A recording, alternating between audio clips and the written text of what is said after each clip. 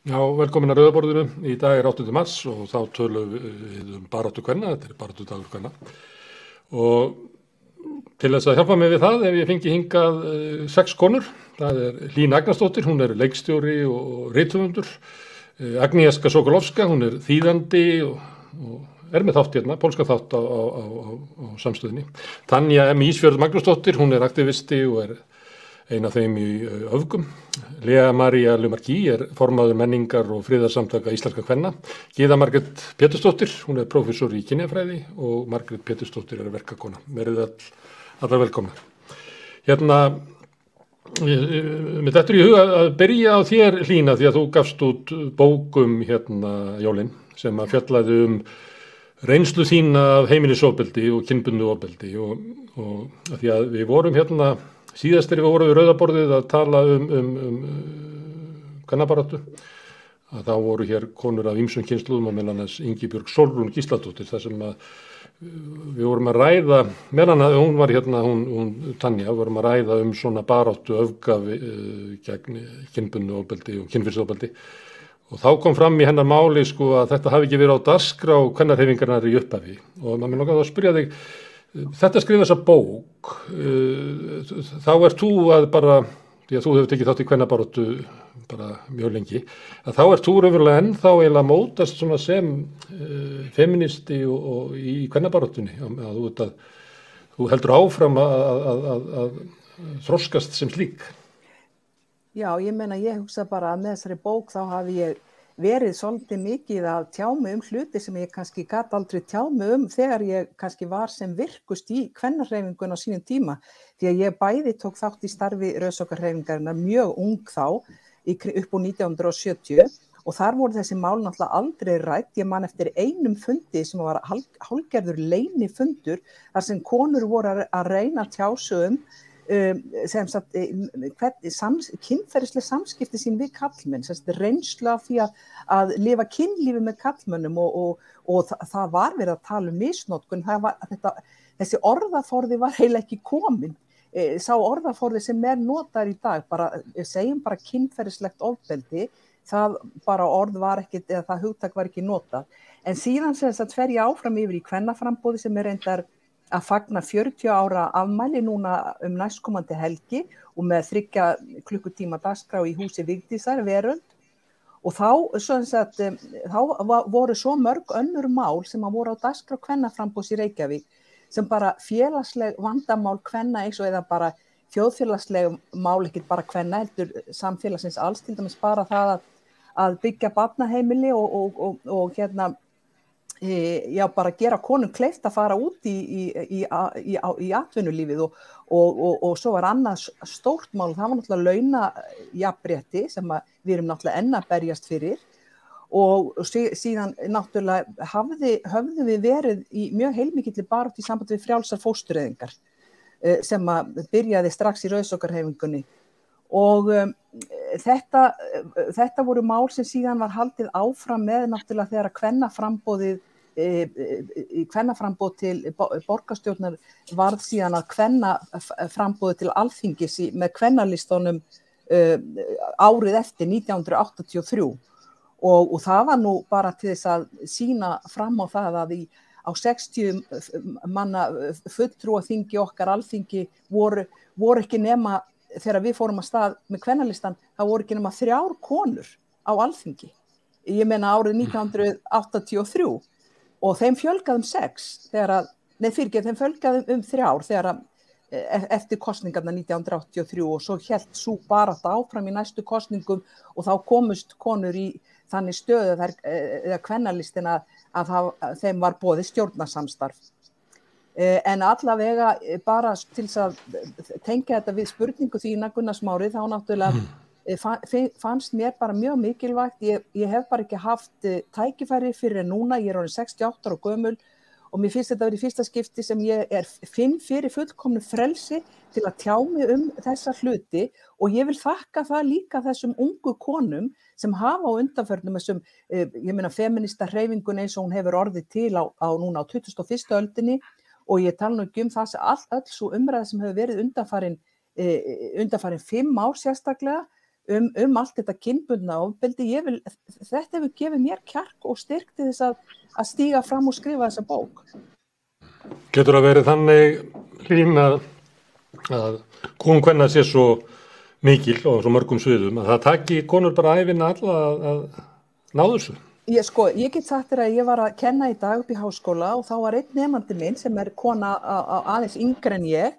Hún var að tala þátt sem var í gær á Stöð 2 sem heimilisofbeldi hefist einhver röð heimilisofbeldi og þar steig fram kona var viðtal við konu sem var að verða áttræð og hafði búið við heimilisofbeldi í 50 ára og var loksins búin að losa sig út úr því.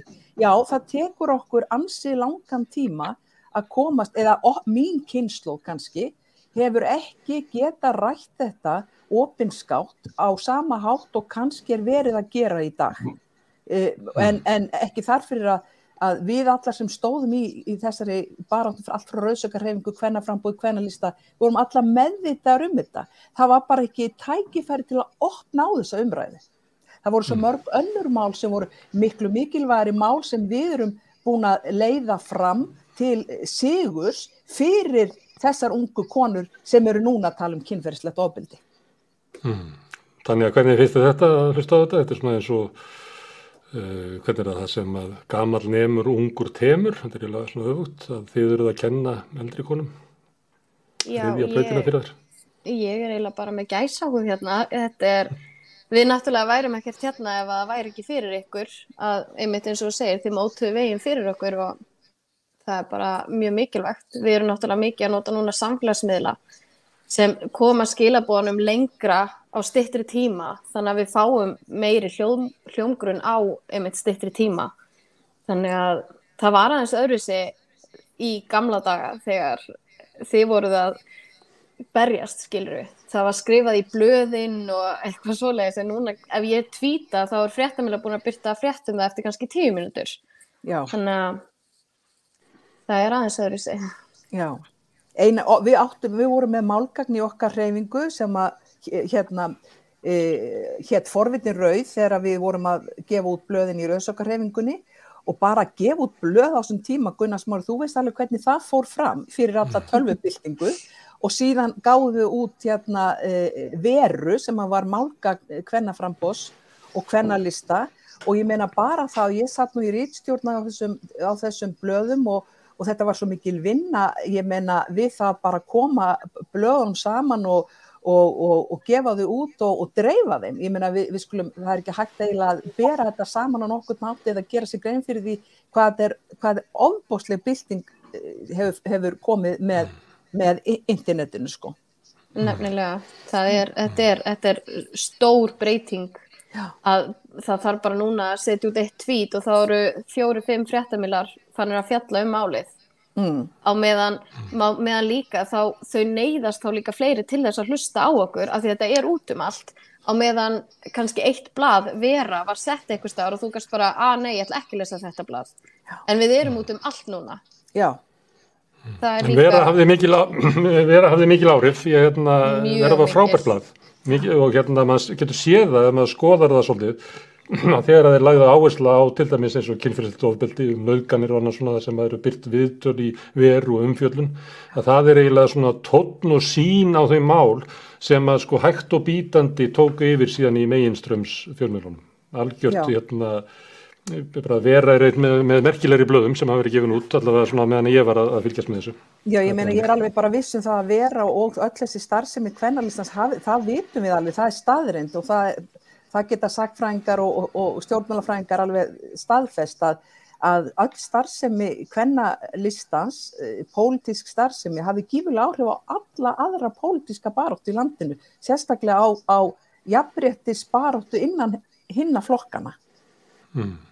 Herðu, að því að við erum að horfa þessi söguna, þá Lea María, þú sett ung, þá ertu formaður í bara stofnun í íslensku samfélagi, menningar og friðar samtökum íslenska kvenna.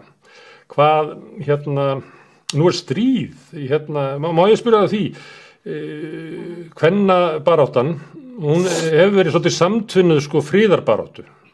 Gætirðu tengt það einhvern veginn, þannig ég gæti skilið? Já, nú ég mitt í kvennasamtökum, menningar- og friðarsamtök íslenskra kvenna, oft kallað MFIK.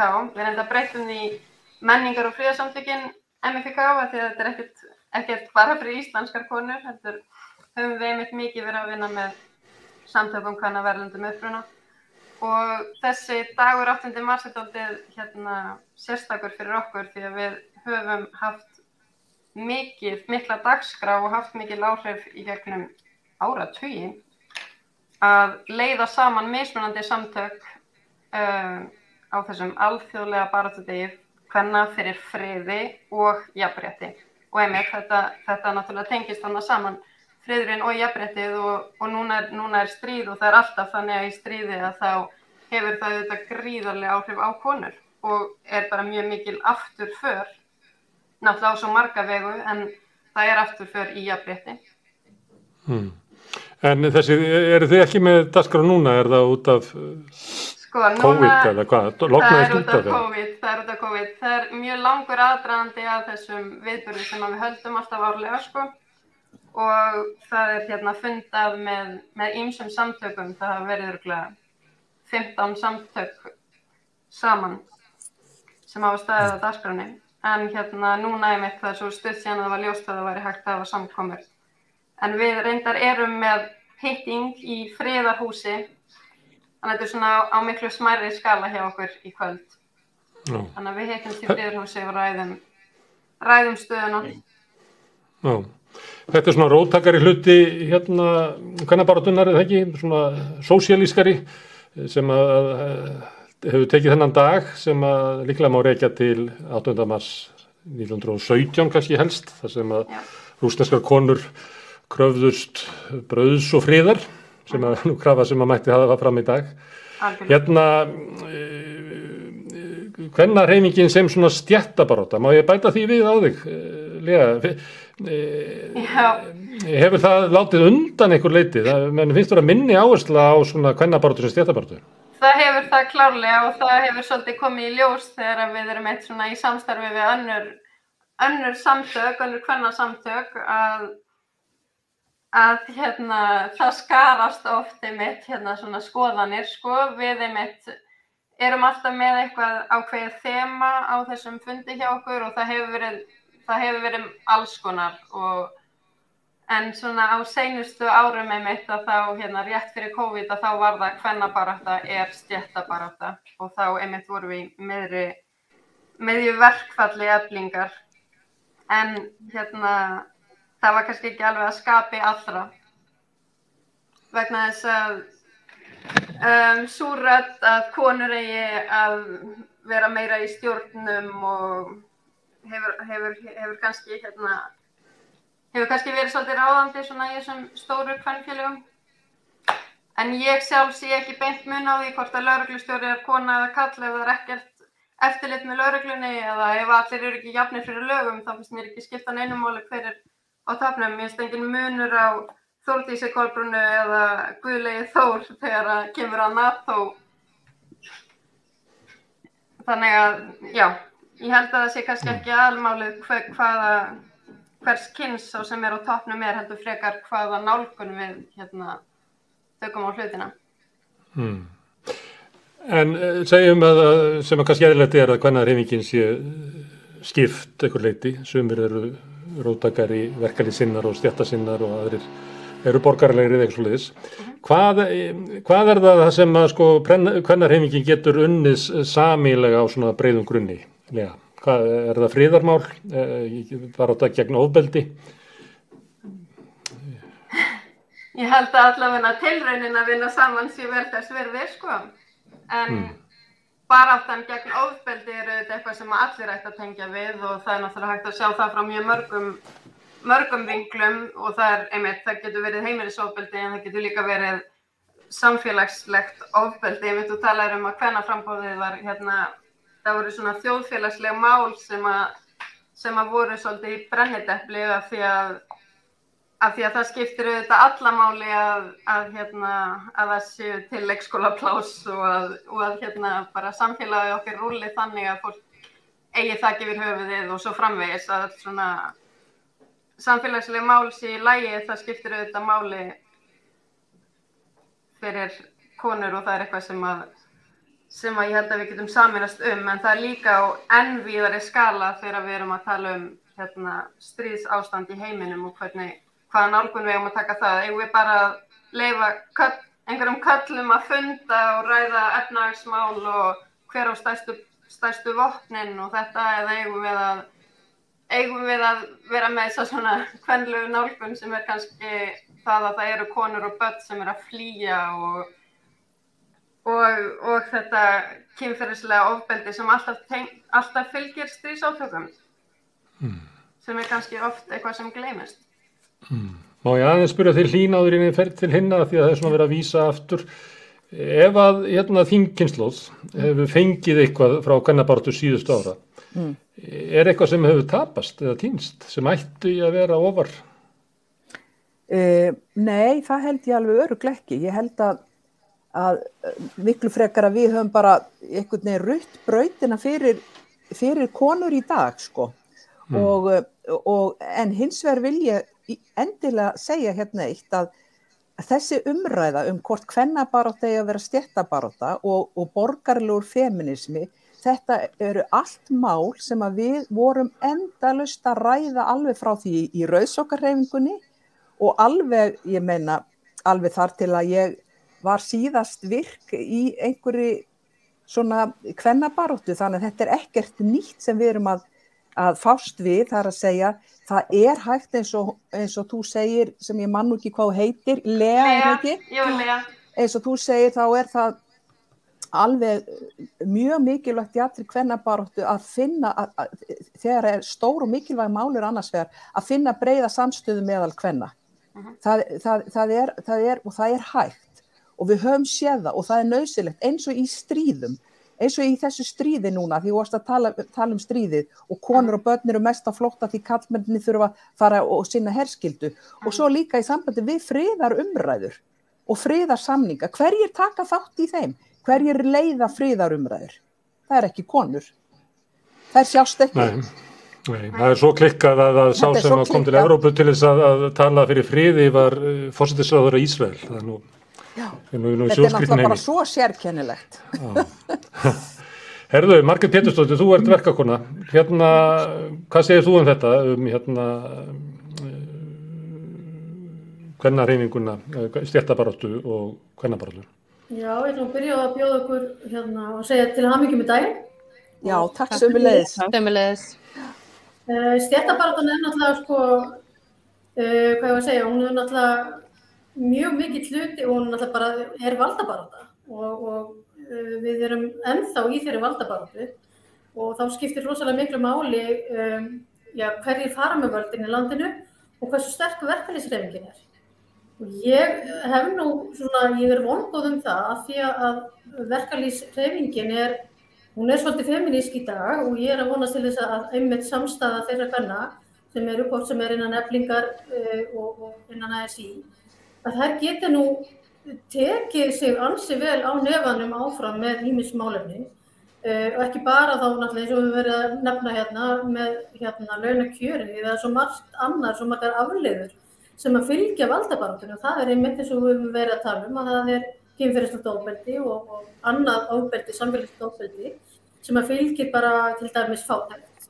Við erum náttúrulega ennþá að berjast við launamismun og við erum að berjast við það að ennþá eru meiri hluti þeirra sem eru í láglaunastörfum eru konur. Við erum ennþá að berjast við það að meiri hluti einstæðra foreldra eru konur. En það ýmislegt sem við erum ennþá að berjast við en við eigum marga sigra. Og svo náttúrulega til dæmis ekki gleyma að nefna kannski að við erum í tilraunastarfsemi núna sem að við eigum eftir kannski að sjá betur seinna með hvernig virkar og það stytting vinnuvikunnar. Hvort það hefur einhver áhrif á velferð kvenna og já, vonandi hefur það þá, vonandi getum við fundið upp fleiri svona nýbreytni eins og styttingu vinnuvikunnar í baráttu kvenna til betri gæða. En það svo margt sem eins og ég nefndi með þær afleiður sem að fylgja þessu valdabrölti og við erum kannski því miður búin að vera svo, það búið að vera svo yfirþyrmandi þetta með kynferðisofbeldið. Það svo svakalega fast og rótgróið og það ekkert að enda. Við erum bara alltaf að sjá nýjar og nýjar birtingarmyndir þar. En samstaða kvenna bara hefur alltaf sýnt sig að þegar hún til staðar, hvort sem það í stríði eða friði, að þá breytir hún alveg svakalega miklu. Ég held að þegar á þarf að halda þá erum við þarna allar sem einar, alveg sama hvar við erum staddar í stétta. Ef við köllum þá erum við tilbúin að vinna saman og ég vona það sé ekkert að fara að breytast og dagurinn í dag einmitt þess að minna okkur á það, að við viljum vinna saman og gera betur. En þú nefnir breytingar í verkalýðshreyfingunni og verkalýðshreyfingin náttúrulega eina af þessum stofnunum í samfélaginu sem var alveg fáránlega karllæg. Það var maður sem sagði eitthvað við mig að mesti harmur Íslandssögunnar hafi verið það að verkalýðshreyfingunni og kvennarhreyfingunni þegar var verið að berjast fyrir almennu kosningarétt hafi ekki auðnast til þess að halda áfram sameiginlegri baráttu, heldur hafi karlarnir tekið verkalýðshreyfingun og þetta hafi klofnað frá. Verkalýðshreyfingin hefði getað unnið miklu glæsilegri sigra ef þeim hefði auðnast að hafa kvennabaráttuna inn í sér. En heldurðu það að þessi mál sem nefnir eins og kynferðislegt ofbeldi og annað slíkt, að árangur í því og mörgum málum sem að kvennarhreyfingin lagt áherslu á, að við getum verið vonbetri árangur í því þegar við höfum sterkar konur í forystu verkalýðshreyfingarinnar eins og Drífu, Sonju, Sólveigu eins og þú nefnir. En það breytir því ekki alveg saman hvar konur í forsvari. Það verða náttúrulega að vilja taka þessi málefni að sér. Og verkalýðshreyfingin, hún á ekkert að vera bara í launabaráttu. Hún á bara að vera að hugsa hag síns fólks og þá skiptir ekki máli hvort það húsnæðismál eða heilbrigðismál eða menntamál eða þá ofbeldismál. Þetta kemur okkur við og að þetta hefur áhrif á líf okkur. Já, það taka öryggismál kvenna, sem eitt af stórum málunum. Herðu, Agnieszka, við erum að tala kvennarhreyfinguna, finna konur af erlendum uppruna sem að koma hingað til Íslands, finna þær sé farveg í íslenskri kvennabaráttu? Hæ, það nokkuð erfið spurning til að svara. Það var nefn samstaða kvenna í baráttunni og helstu konum af pólskum uppruna hér á Íslandi finnst eins og það sé ekki mikið samstaða við okkur. Það pínu svona að okkur líður eins og við erum bara skildar eftir í baráttunni, konur af erlendum uppruna og sérstaklega það ýmist sem leiðir til þess, það tungumál og svona skortur á tengslanetti og bara vera innflytjandi sem alltaf erfitt. Þannig að það ég tengi ekki mikið við það. Og ég verð að segja að ég fylgdi með, það var svona hátíðarfundur hádegi í dag á vegum kvennafélagsins og ýmsa aðra stofnana. Í tilefni kvennadags í dag og þá var talað svona rannsókn vinnutengt ofbeldi sem konur erlendra uppruna eru að lenda í hér á Íslandi. Og þetta var mjög fræðilegt og þetta rannsókn á vegum Háskóla Íslands og Rannis, en það sem ég tók eftir var að doktorsnemi sem var að rannsaka þetta, hún talaði ekki beint við konur af erlendum uppruna. Hún leitaði til stofnana sem eru hluti af kerfinu gegn ofbeldi. Það var ýmist, það var lögreglan og það var Women sem samtök kvenna af erlendum uppruna og Stígamót og margt fleira.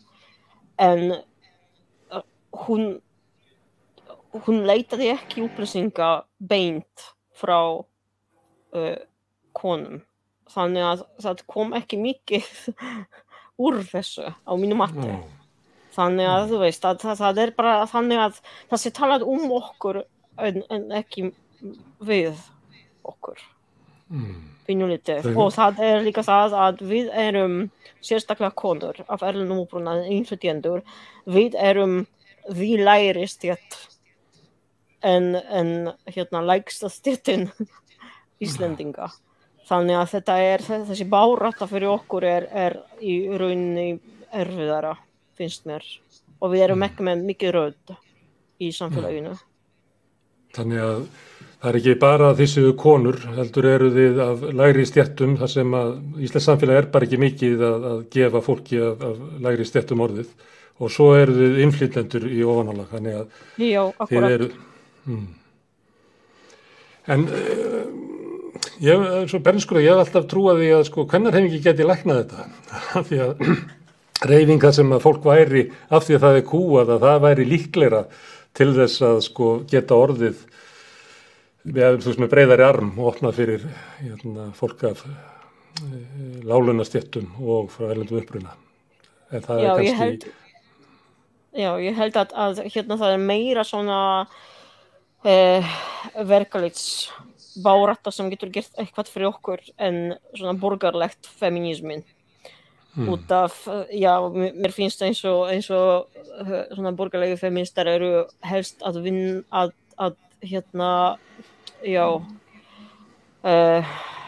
vinna gagnvart glerþakki og þetta áhelst við konur sem eru velmetnaðar og helst í góðu starfi og við tengjum ekki mikið við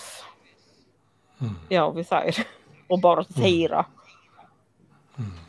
Agnieszka, má ég spyrja þig annað, af því að nú spyrja þig sem innflytjenda, má ég spyrja þig sem pólska konu, af því að við höfum talað svona femíniska baráttu hérna við þetta borð og þá kemur oft svona óttinn svona bakslag, að það getur ykkur sigrar og við megum ekki fagna of mikið þegar sigrarnir koma vegna þess að við vitum að það kemur stundum bakslag. Kvenfrelsi og kvenréttindi í Pólandi eru að gangi í gegnum mikið bakslag, eða ekki? Jú. Kanntu að útskýra það, hvað gerist þegar að þjóð lendir í þessu, að það verður bara mikið bakslag í hinn sjálfsögðu kvenréttindi? Já, það þannig núna í Pólandi og það út af ríkisstjórninni og svona flokknum sem í stjórn og stýra landinu og búin að stýra landinu í nokkuð ár og þeir eru bara beinlínis kvennahatarar. Ég get ekki kallað þetta annað. Þannig að þetta fólk bara hægri sinni og svona svakar mikið konservatív og þau eru líka í miklu tengslum við katólska kirkju í Pólandi sem bara alveg í miðöldum ennþá. Og konur í Pólandi eru búin að tapa réttindi, verulega tapa réttindi og það sé búin að breyta lögum og stjórnarskrá á þessa leið að það sé búin að bara, konur sem þurfa að fara í fóstureyðingu, þau eru bara framkvæma glæp. Og það mjög erfitt og miklu erfitt. Það var aldrei einfalt í Pólandi, en núna það bara næstum við ómögulegt. Þannig að það bara brjótið á kvennaréttindi og það þannig. En þessi ríkisstjórn og þessi stjórnvöld, þau njóta stuðnings þjóðarinnar, þannig það bara meiri hluti í pólsku þjóðarinnar sem að kýs það að fara aftur úr auknum réttindum til fólks, aftur fyrir á eitthvað svona tímabila sem að kvenréttindi eða mannréttindi voru bara ekki að þvælast fyrir. Nei, veistu hvað, samfélagið pælir ekki rosalega mikið í kvennaréttindi. Flokkurinn sem stýrir þessu í raun og veru svona þau eru populistar og það það sem gripir í þjóðina.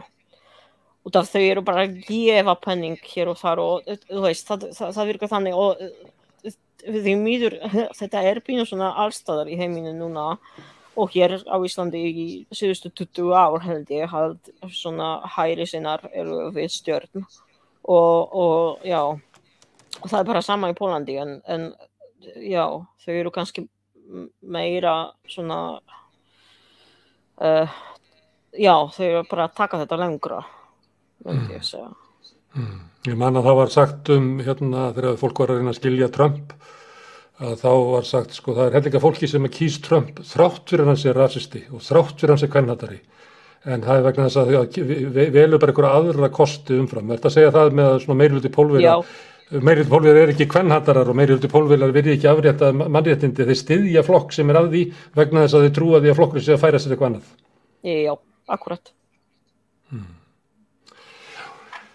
Jæja, herðu Gyða, ég veit ekki hvað ég á að spyrja þig, nema bara hver eru svona helstu næstu, hver eru brýnustu verkefni kvennahreyfingarinnar í dag? Ég held að sé mjög einmitt, mér langar að taka þess bara upp það sem Agnieszka var að tala sko, varðandi það að finna sig ekki í svona borgarlegri baráttu og eitt sem að þarf bara sífellt að huga, það þarf náttúrulega að efla samkennd meðal kvenna og það til dæmis hefur við séð í MeToo hreyfingunni núna, það raunin þessi umbreytandi samkennd þar sem að einmitt konur sem að koma svona af úr ólíkum áttum í samfélaginu hafa svona geta tengst í gegnum það, þessa sameiginlegu reynslu sína. En það sama þarf bara að eiga sér stað á öðrum sviðum og mér finnst Agnieszka benda mjög vel á það og það sem að kannski hefur svolítið gerst, ef við svona horfum svolítið aftur, að konur hafa verið að gera sig gildandi á hinu opinbera sviði og öðlast ýmis réttindi á hinu opinbera sviði. Það sem að gerðist ekki var það að karlarnir færu að láta til sín taka inn á heimilunum. Þannig að þar myndaðist, getum við sagt, konurnar fóru að gera sig gildandi á hinu opinbera sviði en síðan var það þessi umsjón heimilis, umönnun barna og svo framvegis, þannig að karlarnir stigu ekki þar inn. Þannig að þá í rauninni getum við sagt að sko velgengni svona borgaralegra kvenna hafi mitt verið á kostnað kvenna sem að tilheyra þá ekki sömu stétt. Þannig að það getum við sagt að það eitthvað sem við þurfum sífellt að vera svona vinda ofan af og sífellt að vera höfða til þess að karlar í rauninni svona stígi inn á það sem var svona hefðbundið svið kvenna. Þannig að það svona eitt sem að mér finnst við alltaf þurfa að vera að huga að og svona Má ég skjóta aðeins inn, Gyða? Að því að við erum talað um innflytjendur og kvennabaráttu og heimilistörf. Þá það náttúrulega þannig að á Íslandi eins og víða á Vesturlöndum þá hefur svona hinn betur setti hópur það hefur skapast tækifæri fyrir hann að búa eiginlega til vopnahlé í ágreiningnum hver eigi að skúra og hver eigi að þrífa og hver eigi að passa börnin og það hefur verið fengið konur innflytjendur til þess að sinna þessu. Þannig að sko henni best setta efri hluti millistéttarinnar hefur eiginlega keypt sig frá þessum átökum og kannski hafa þessi átök þá farið út úr umræðinu af þeim sökum. Ég pröfa að segja þetta stundur svona í kvöldurabáð, þetta er svo óvinsæl kenning að segja þetta að fólk reynir að hrinda minni stigan svona betur setti millistéttin þegar ég segja þetta. En að einhver leyti þetta svona. Já, þetta hefur verið fjallafræðilega, þannig að þegar það er að hrinda inn í stigan, þá er haft það í huga. Þannig að þetta finnst mér vera eitt þáttur og það sem er kannski sífellt og ég hugsaði Hlín líka muni það vel að það er svona kannski svolítið stef alltaf og kannski með réttu einhver leyti en svo ekki með réttu. Það er sífellt verið sko að etja konum saman á meðan kannski fókusin ætti myndi að vera á hið kapitalíska feðraveldi sem að byggir á yfirráðum hvítra. Og þegar kemur að umræðinu sko eins og kynferðislegt ofbeldi að þá hefur tekist að ná svona talsvert breiðri samstöðu meðal kvenna en þessari sömu samstöðu hana þarf að efla til á öðrum sviðum. og eins og Lea kom líka inn á með, sko, það skiptir ekki máli hver það sem að situr í stóli, hvort það kona sem að situr í ákveðnu ráðherrastóli eða ákveðnu embætti, ef að viðkomandi bara heldur áfram að gera bara hlutin eins og þeir hafa alltaf verið gerðir. Og þetta líka verið fjallað mikið fræðum, en þá líka kannski sagt, sko, bæði betra, og þið hafi líka komið inn á með, sko, eins og Margrét nefndi með verkalýðsbaráttuna, binda ákveðna vonir við það að nú sé laga, því núna eru yfirlýstir feministar sem eru í ákveðnum stöðum innan verkalýðs hreyfingarinnar, og það gefur auðvitað von að nú sé laga stuðla að ákveðnum breytingum sem að svona hefur ekki tekist allan að hinga til. Þannig að við getum sagt að bæði betra. Það skiptir máli að það séu konur, bara því að konur hafa ekki verið í þessum stöðum, en það eitt og sér auðvitað ekki nóg. Það þurfa að vera feministar líka. En mér heyrðist það svolítið þegar Hlín var að lýsa svona að þegar allar konur, eða þú veist, megin þorri kvenna sameinast eitthvað, þá geta konur gert stórkostlega hluti, sko, breytt tölvöld miklu. En löngunin í slíka stóra sigra, getur það ekki valdið því að konur eiga þá erfiðar með að sætta sig við að kvennahreyfingi sé bara svolítið sundurlaus, að þessi hópur sé að leggja áherslu á þetta og það kannski þau mál sem að allir geta ekki sameinast að þau liggi í láðinni. Er það möguleiki að það sé hætta? Já, og rannsóknir hafa sýnt það, og það svona baráttan hefur svolítið verið á þeim nótum kannski undanfarna áratugum.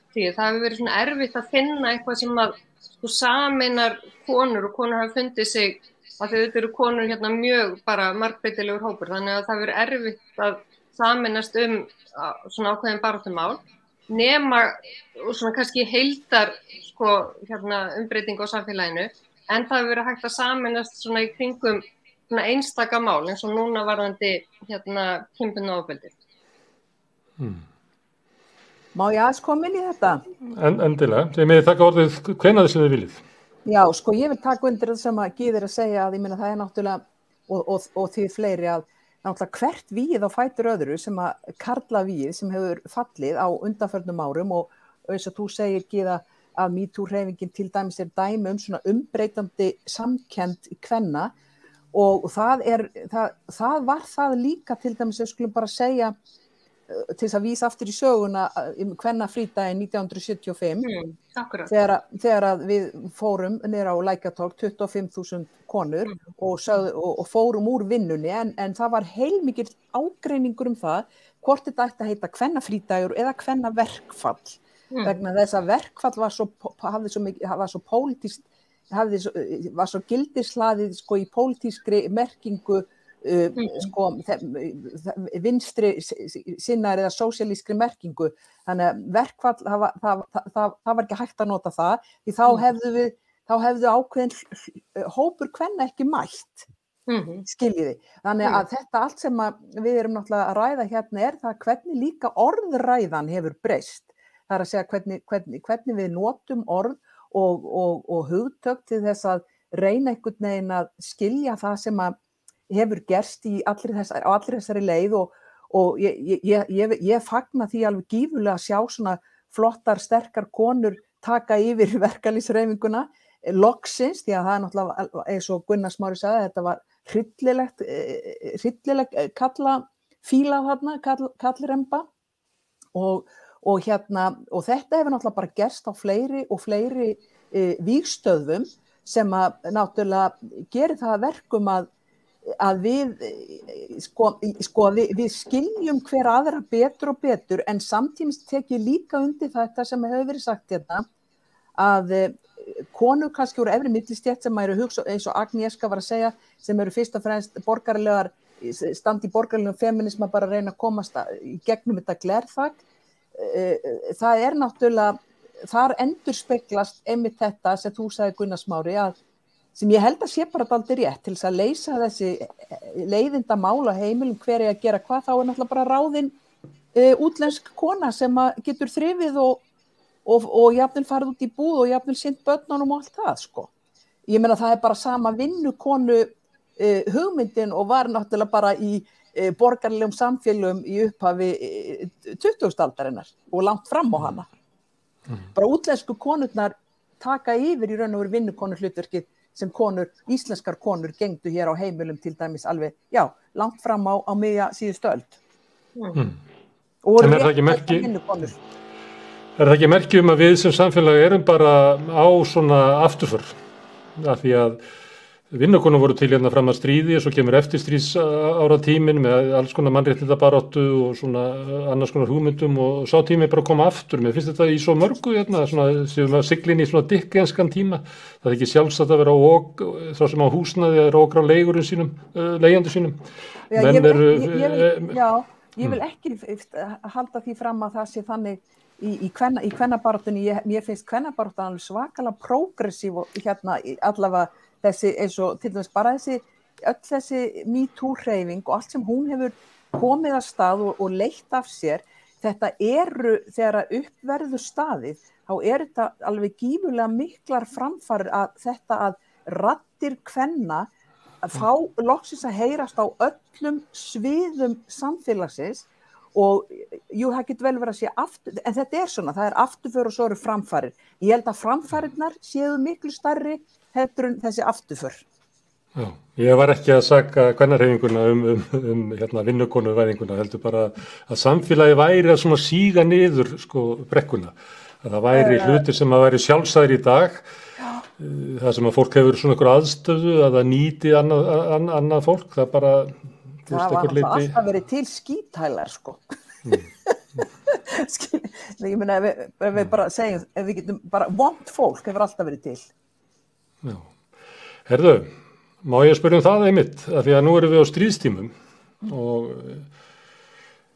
ég veit ekki, má ég spyrja þig Margréti Pétursdóttur, er þetta innrás Pútín inn í Úkraínu og stríðið sem að þar og svona viðbrögð við því, er þetta svona karllægt? Algjörlega. Hluti?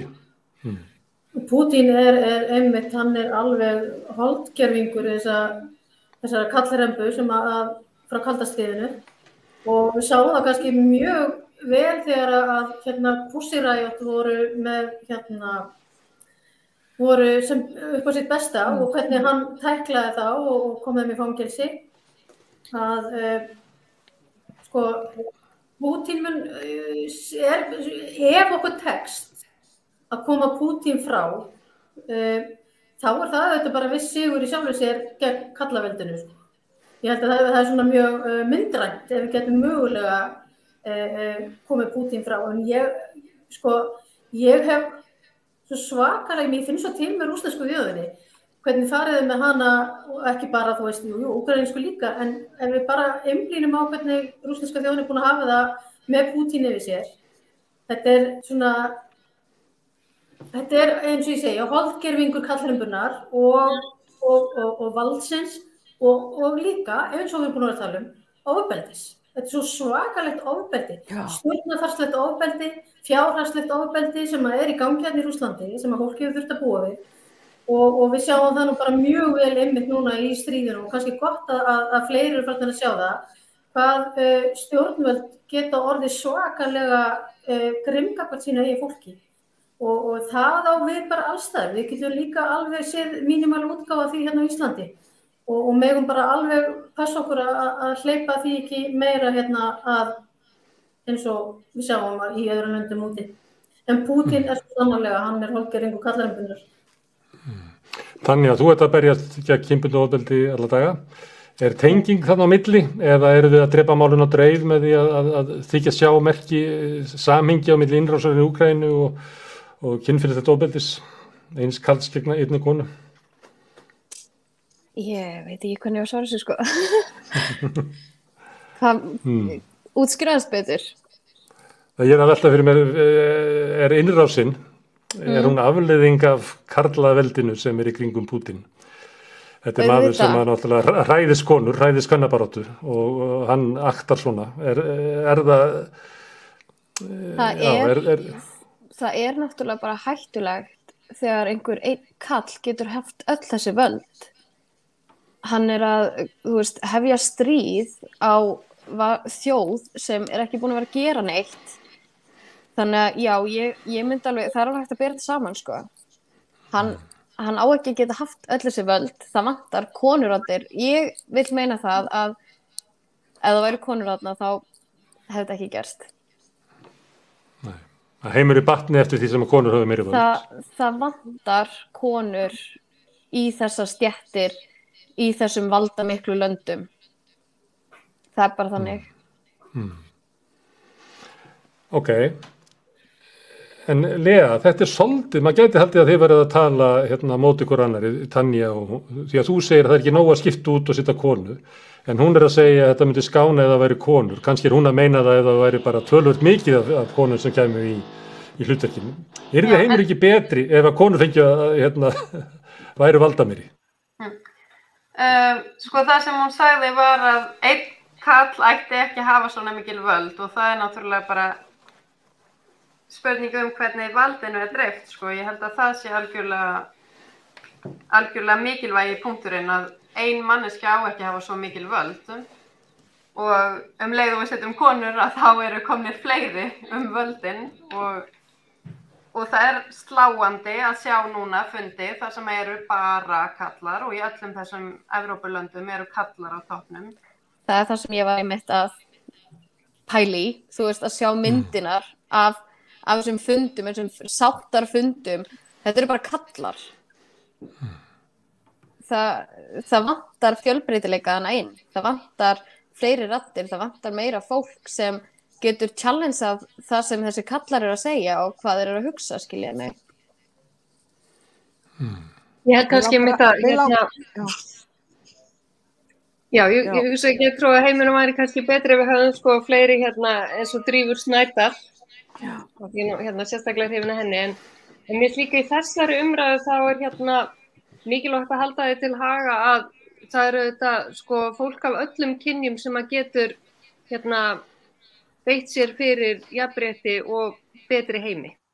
Og núna erum við bara einmitt að upplifa það að það er svo mikið að það er svo mikil hreyfing og það er svo mikið að rakna upp þegar kemur að svona þessum eðlishyggju hugmyndum varðandi kyn og líka þessi hugmyndum að það sé í rauninni bara 2 kyn og auðvitað er mjög mikilvægt að halda upp á alþjóðlegan baráttudag kvenna og auðvitað þurfum við að skoða sko heiminn með þeim gleraugum, að skoða stöðu karla og kvenna, en á sama tíma þá erum við líka að leitast við að og svona rekja svolítið einmitt upp akkurat þessar hugmyndir að það séu bara 2 kyn, af því það eru auðvitað fleiri kyn og fleiri kyngerfi.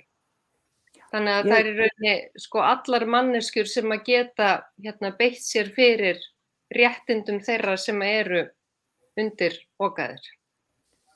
Ég tek alveg heils hugar undir þetta sem þú segir, Gyða, vegna þess að það má eiginlega segja sko að feminismin og kvennabaráttan og kvennahreyfingin í heiminum hefur einmitt inkluderað alla þessa baráttu til dæmis hinsegins fólks. Ég meina sjáu þið bara gay pride hreyfingin hefði aldrei líklega farið fram með, þetta gerst alltaf svipum tíma en til dæmis á Íslandi, bara við tökum það, þá fer ekki gay pride hreyfingin að staða fyrir eitthvað 1998. Þá eru samtökin 78 búin að starfa í 20 ár. Ég meina, til dæmis í kvennahreyfingunni sem ég reyndi stundum að taka upp þessa umræðu samkynhneigð, það var tabú. Þetta náttúrulega allt hefur breyst og við líka sem kvennahreyfing og kvennabaráttu konur, við höfum líka breytt afstöðu okkar. Við höfum líka opnað okkur fyrir því hversu mikilvægt það er að opna þessa feminísku hreyfingu fyrir öllum þessum hliðar eða öllu fólki sem að berjast fyrir mannréttindum og því vorum að tala Rússland í dag. Guð minn almáttugur sko, einn svona kall hefur svona mikið völd vegna þess að það hefur náttúrulega síðan að hann komst til valda og jafnvel áður aldrei nein lýðræðisleg hreyfing eða lýðræðisleg umræða fengið að blómstra og ástandið náttúrulega eins og það hefur verið með því að hneppa stjórnarandstæðinga í eitra fyrir þeim og hneppa á því gæsluvarðhald og drepa frjálsu pressun og myrða blaðamenn. Ég meina, við hverju búumst við? Og svo náttúrulega eins og þú sagði, Agnieszka, í sambandi við Pólland, það er bara kvenhatur í gangi. Það er bara kvenhatur í þessum löndum.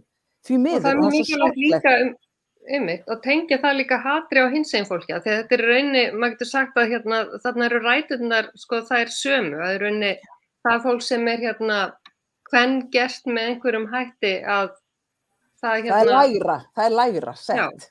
Já. Þannig að það svo, það er gott að hugsa þetta á þeim nótum, sko, og þannig tengja saman þessa hópa.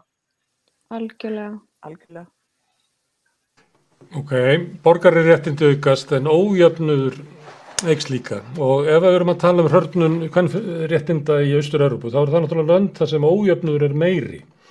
Samhengið þarna á milli, gætu við sagt það sem svo að við náum aldrei góðum borgaralegum réttindum, þá ég að tala réttindi kynsegin fólks og allra, nema að við gætum að því að tryggja að jöfnuður sé mikill vegna þess að ójöfnuður hann mun skrúa alltaf ofan á sigrum mannréttindabaráttunnar.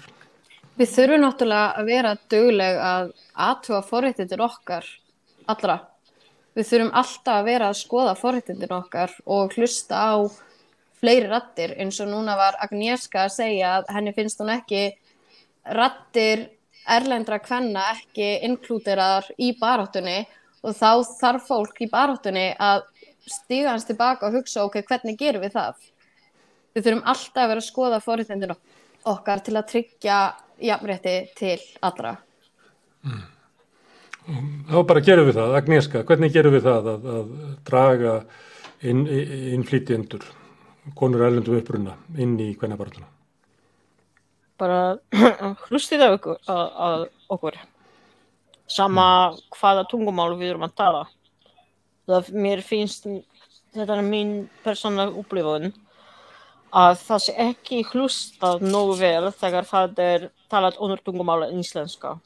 Og það meira virðing og meiri trú í orð kvenna og karla og bara alla að erlendu uppruna. Ef við tölum íslensku og því betra íslensku því meira trúað okkur og tekið eftir okkur og það á ekki vera þannig það veist, já ofbeldi talar ekki tungumál þannig að ég myndi segja að bara láta okkur vera með og já og kannski vera tilbúin að nota enskuna eða bara vera með opið eyra og hjartað út af stundum það bara það erfiðasta að byrja að tala og finna að það sé einhver að hlusta á okkur og líka að eitthvað kemur á eftir sem sagt það ekki nóg að hlusta og segja veist samúðarkveðjur eða eitthvað og þá gerist ekkert. Þetta dæmi reynslu erlendra kvenna varðandi samskipti við lögregluna og hvernig þetta gekk fyrir sig og já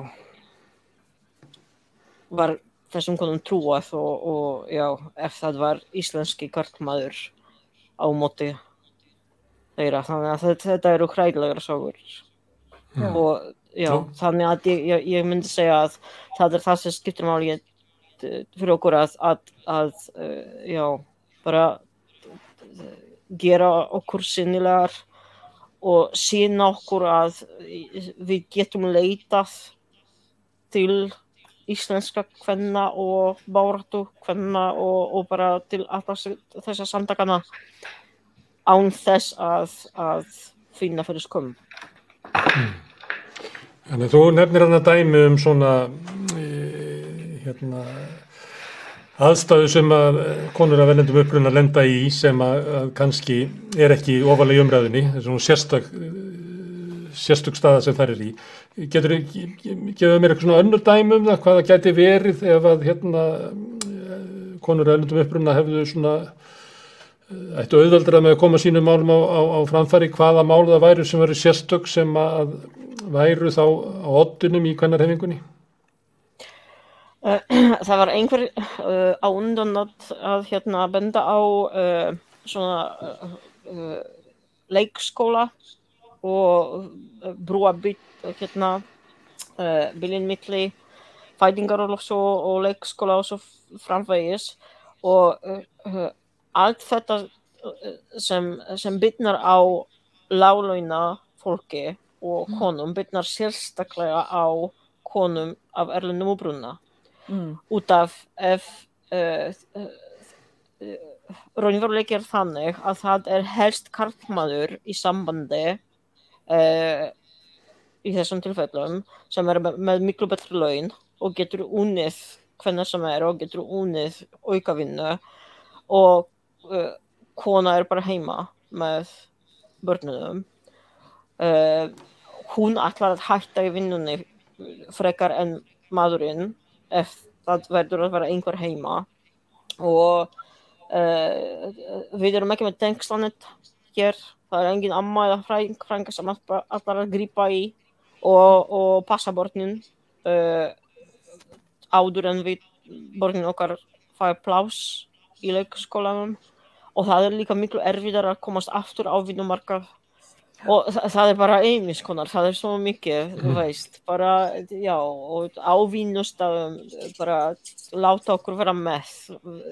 Ég hef upplifað og búin að sjá þetta ítrekað að í kaffitímum við erum útilokaðar, þú veist. Þannig að það pínu erfiðar að komast í samfélagið bara almennt og já, og þetta líka mér finnst eins og ég þurfti að tróða mig allstaðar. Já. En það ekki allar sem vilja tróða sig. Nei. Já, þannig að ég, já, eins og það svona tilfinning að við verðum annað hvort að vera frekkjur eða eigum ekki pláss, þú veist, erum bara ósynlegar. Og já, þannig að ég ekki sérfræðingur við því, en þú veist, það svakalega mikið sem bitnar á okkur. Margrét Pétursdóttir, að því að þú hefur unnið hérna í verkamannavinnu, hvað af þessu sem að Agnieszka að lýsa á við stéttina að vera láglaunakona í að vinna ófaglærð störf, hvað af þessu skylt og hvað sérstakt við að vera af erlendum uppruna? Já, þetta alltaf bara ennþá meiri jaðarsetning þegar þú ert af erlendum uppruna. Það ekki bara það að vera kona í kannski láglaunastétt heldur þegar þú ert erlend kona þá ertu ennþá meira jaðarsettur og einmitt í sambandi við það að vera bara tekin inn með annað tungumál. Sjálfsagt gengur Agnieszku kannski betur heldur mörgum öðrum sem ekki hafa lært íslensku en stundum bara skiptir ekki máli, stundum bara nóg að það sé nafnið eða húðlitur eða annað en það alltaf þessi tilhneiging í okkar samfélagi að jaðarsetja sem einstaklega hvimleitt og bara andstyggilegt og það held ég að konur hafa svona einmitt eins og Hlín kom inn á í sambandi við baráttu samkynhneigðra. Þetta eru konur einmitt á fullu að reyna að vinna úr og meðal annars verkalýðshreyfingin að það að reyna að fá konur af erlendum uppruna meira inn í að gera það sýnilegri en það gengur hægt en vonandi bara getum við spýtt í lófana með það en allavega það þetta. Við erum svo fljót að jaðarsetja og þá alltaf við bara stigbreytum og fólk af erlendum uppruna, það alltaf voru svo í talningu ef það hefur annan húðlit þá það alltaf sett niður og neðan. Það málið. Tanja, í ofbeldi meira ofbeldi því sem að valdamunurinn meiri? Kona, láglaunakona af erlendum uppruna líklegri að verða fyrir ofbeldi? Þetta... Já, það svoleiðis og þegar ég skrifaði BA-ritgerðina mína og var að skoða mitt starfstéttir, sem sagt, bara hvernig MeToo á milli starfstétta, þá sást það mitt voðalega augljóslega hvað valdamunurinn leið og þú veist, við vorum komið einhverja stjóra og eitthvað svoleiðis, þá voru þeir að leyfa sér svo miklu meira og einmitt þá við erlendar konur. þær sem voru ræstitæknar eða svoleiðis, þú veist, það var verið að króa þær út í horn og segja ef þú gerir þetta fyrir mig þá færðu svona mikinn pening og af því að þau vissu neyðina fyrir peningnum. Þeir vissu að konan þurfti nauðsynlega pening til að framfleyta sér en í staðan fyrir bara að hækka launin hennar þá átti hún að gera kynferðislegan greiða til þess að komast hærra eða þú veist fá meiri pening. Og ég alin upp í fátækt sjálf og foreldrar mínir báðir öryrkjar og þetta þú veist, það alltaf þetta, þú veist, það hægt að tengja þetta allt saman með fátækt, með konur af erlendum uppruna, sérstaklega einmitt eins og bent á með annan húðlit. Þetta, þú veist, þetta alltaf fer neðar. Hræðilegt. En Agnieszka nefndi það líka sko viðbrögð þegar að samskipti við lögregluna. Heldur þú þannig að konur af láglaunastörfum af erlendum uppruna að þegar þau leita til yfirvaldsins að þá fáið þeir enn lakari þjónustu heldur en aðra konur? Ég held að sé bara þannig allstaðar í samfélaginu, hvort það kemur að lögreglunni, læknisþjónustu, hvað sem það en ég náttúrulega ekki af erlendum uppruna þannig að ég vil ekki tala fyrir hópinn en ég sé hópinn og ég styð hópinn og ég ger mér fulla grein fyrir því að erlendar konur fá mikið lakari þjónustu og ég alveg forréttindakonu upp á það að gera, ég bara búsett í Noregi þannig að við erum frekar miklu nágrannar en þegar ég að sækja vinnur þá leið og þau sjá nafnið Mjöll Magnúsdóttir, eitthvað svona, þá, þú veist, það var bara, nei, við erum ekki að ráða þessa konu í vinnu. Ég fekk hafnanir bara út af nafninu mínu. Ekki, þú veist, ég var ekki einu svona kölluð í viðtal. Þannig að það einmitt, það var einhverjum sem nefndi með nafn, mér langaði bara að koma þess að. Þetta þarf ekki einu svona að vera meira en bara Ísland og Noregur. Pólverjar sem að leita sér að húsnæði hafa sagt þetta, og hefur bara leitað vinnu, það bara, þeir fá ekki svar eins og því að voru það nafninu, það ekki að fólk hafnið þeim þegar sjáu það eða eitthvað lýsa. Nei, það bara nafnið, leið og með öðruvísi nafn en íslenskt, þá þeir hafnað. Það margt sem þarf að gera. Hlín, ég ætla að halda áfram að tala við þig eins og svona grand old lady hérna. Frá því að þið byrjuðu í Rauðsokkum, þetta stóra mannúðarhreyfing 20. aldar. Barástu svartra í Bandaríkjunum og kannski í verkalýðsbaráttunni. Þetta er bara risa bylgja í samfélaginu. Hvað af þeim breytingum, svona jákvæðu breytingum sem hafa orðið í samfélaginu okkar, afstöðu okkar til annars fólks og svona, myndið þú segja að gæti hafi verið afleiðing að einhver leyti eða öllu af kvennabaráttunni? Já, náttúrulega sko víðtækari þáttaka, atvinnuþáttaka og almenn þáttaka bara í samfélaginu, í stjórnmálum og öllum svona félagslegum störfum og ábyrgðarstöðum og allt hefur náttúrulega, þetta hefur allt tekið í mjög miklum breytingum í gegnum allan þessar kvennahreyfingar og allar þessar bylgjur feminismans, en þrátt fyrir það, þá verð ég að segja eins og að konur til dæmis á Íslandi í dag, þær hafa engin, það er kannski mjög lítill hluti einhverja ríkar konur, en konur almennt hafa engin efnahagsleg völd og þær hafa engan aðgang að peningum. Þær fá ekki að stjórna fjármálum eða peningum þess samfélags sem þær samt sem áður eru nú orðið, við teljum að við höfum ákveðið jafnrétti til móts við kalla og allt það hefur áunnist, en mér lít svo á að til dæmis konur hafa ekki sama aðgang að því að til dæmis að sjóðum, að peningum, að því að skipuleggja þjóðfélagi jafnvel þótt þær séu verði áhrifamiklar í stjórnmálum og jafnvel ráðherrar, þá komast þær aldrei þarna í gegn. Og mér finnst þetta gilda í raun og veru allan heiminn og það sem, og að því ég man ekki hver ykkar var að tala Tanja forréttindi, einhver var að tala hvað að við skildum nú reynda líta á þau forréttindi sem við höfum í samanburði við mjög margar aðrar konur í öðrum heimslutum og bara í næstu löndum við okkur, þá það eitthvað sem í raun og veru hryggi mig langmest í öllu þessu. Það einmitt hvað konur í öðrum löndum, jafnvel þessum Austur-Evrópulöndum og Rússlandi í dag, hvað þær hafa hvað hafa það hryllilega slæmt vegna þess að kallremban svo mikil að þær eiga engan þær hafa svo lítinn atkvæðisrétt. Já. Þetta finnst mér hræðilegast. Rödd þeirra fær ekki að heyrast. Og ég meina okkar rödd heyrist alveg, en ég segi að það hafa orðið gífurlegar breytingar og bara það að við fáum að koma að pallborðum og tjá okkur til dæmis, en mér finnst ennþá, ég segi fyrir mig, ég alveg viss það ef ég hefði haft aðganga meira fjármagni, þá hefði ég geta látið ansi miklu meira gott af mér leiða.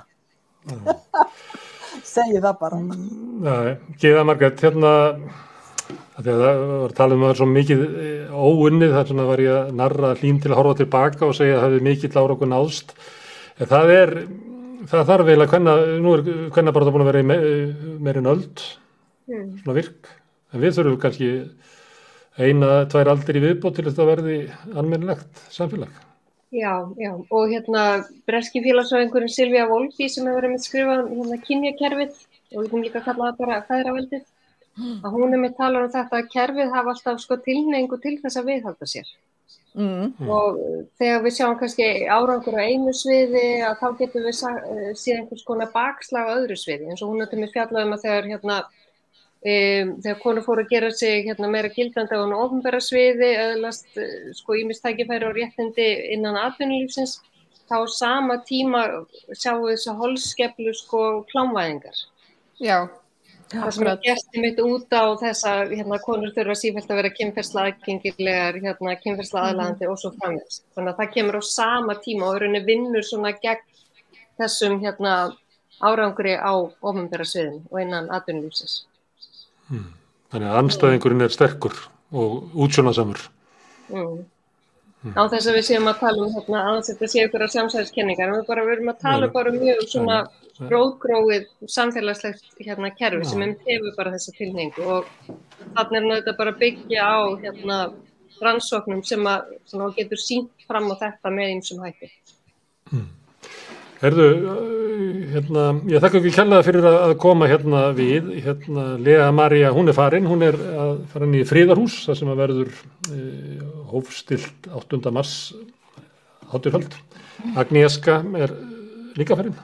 En ég þakka Hlín, Gyðu, Margréti og Tönju kærlega fyrir að staldra við á 8. mars og taka svona smá stöðu á kvennabaráttunni. Við höldum því svolítið áfram á eftir. Við erum með þátt klukkan 10 sem heitir Miðnætti í Kænugarði, þar sem við erum að fjalla stríðið, innrásina í Úkraínu. Og í kvöld þá verðum við með fyrst og fremst að hugsa taka viðtöl við konur konur. Magnea Marinósdóttir kemur og talar rannsóknir á örlögum kvenna í stríði sem hefur svolítið komið við sögu í þessu þætti. Og Viktoría Baksína talar rörnum kvenréttinda í Rússlandi.